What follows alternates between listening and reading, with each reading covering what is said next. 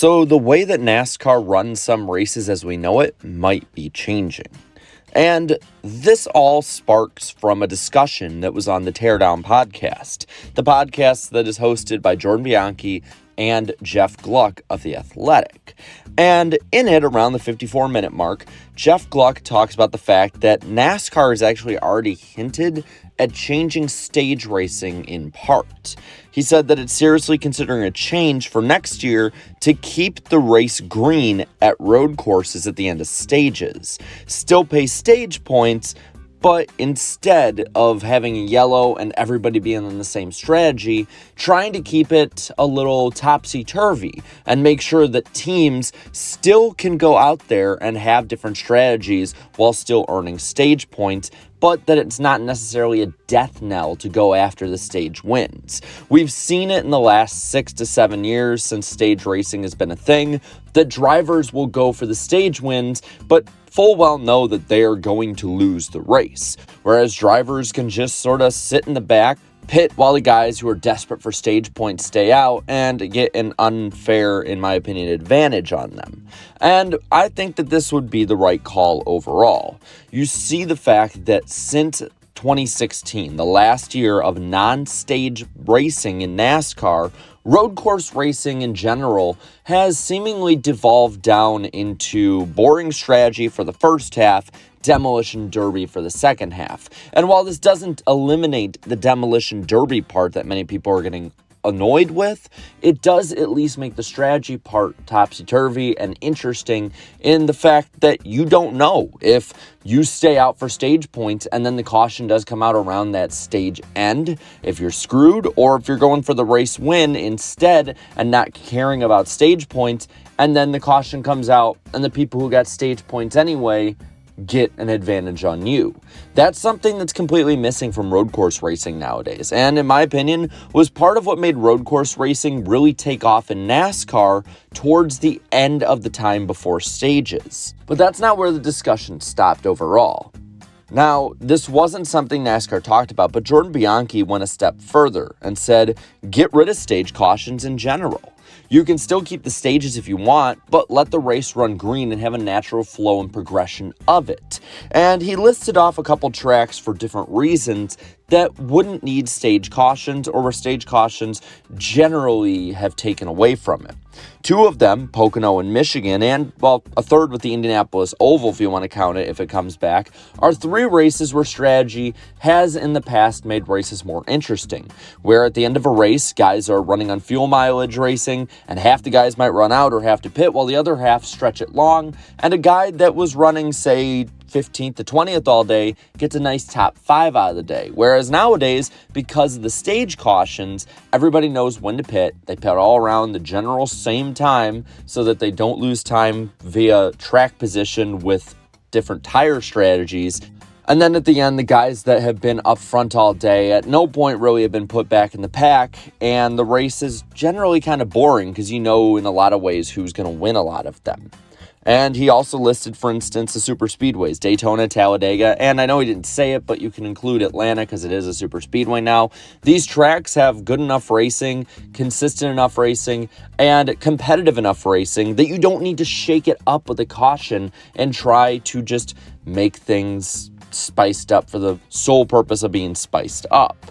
And he says that really, in general, for the strategy-heavy tracks, there's no strategy, so you take that interesting part away. And then, week over week, fans are going to start asking, well, if it's a road course, so we don't have stage cautions, but we do have stage cautions for this race, and that it could confuse fans in a lot of ways, which in the past, different rule changes have confused fans before, so I think that is a pretty valid take overall. And I'm going to spark it off here, and I'm just going to say this.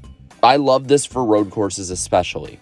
Road course racing has some of the best racing in NASCAR, and when you're allowed to give it the full expanse that it deserves, giving it the chance to have awesome strategy racing, giving it the chance to have a topsy-turvy kind of deal where nobody is really safe at any point, that, in my opinion, is probably the best way you can go about it. Strategy's been taken out for the last 7 years. There's no way you can really say against it. Yes, They have it where you can go for stage points or a win, but I don't think it's fair that drivers who just go for stage points, other than Kyle Larson basically, have been completely eliminated from the running of a win and vice versa. There should be an opportunity for drivers to completely dominate points-wise on a day or completely screw themselves on a strategy going for the win or going for those stage points. Compare the overall racing product in 2022 to 2016 at road courses. And I got to say, I think 2016 and honestly 2015 and 14 are a much better product overall.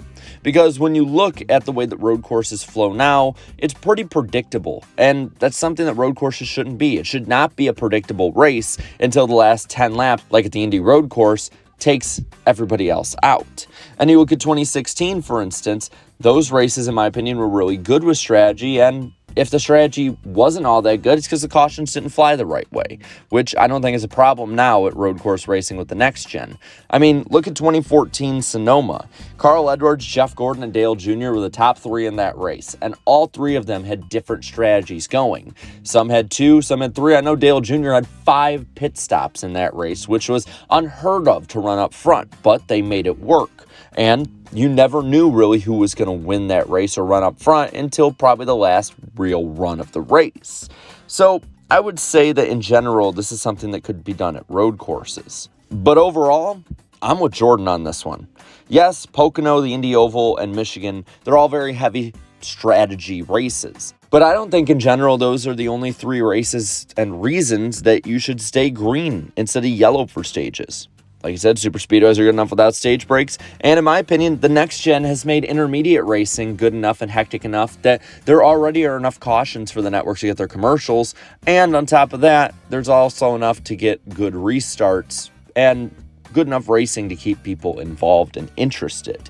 And all that really leaves in general is the short tracks, which is up in the air with the new next-gen product in 2023. You look at some of these races, like the Coke 600 having 3 stages for 100 laps.